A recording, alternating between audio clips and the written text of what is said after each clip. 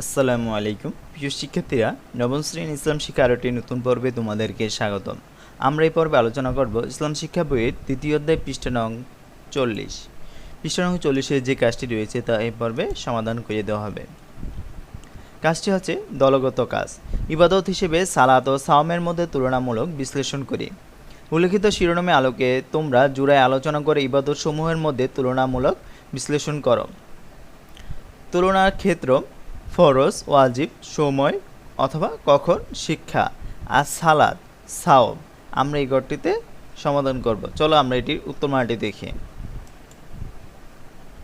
ফরজ: সাওম হচ্ছে পানাহার, কামাচার, পাপাচার থেকে বিরত।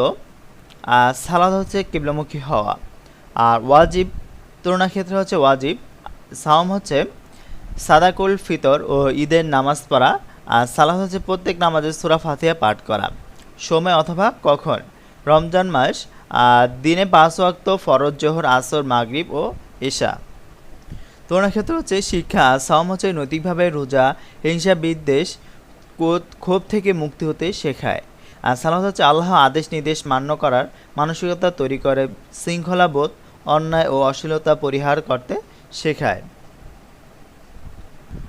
আমরা এই পর্বে ভিডিওতে পৃষ্ঠা নং 40-এ যে কাজটি রয়েছে তা পর্বে ভিডিওতে সমাধান করিয়ে দেওয়া হয়েছে। পরবর্তী ভিডিওতে পৃষ্ঠা নং 41-এ যে কাজটি রয়েছে তা পরবর্তী ভিডিওতে সমাধান করিয়ে দেওয়া হবে।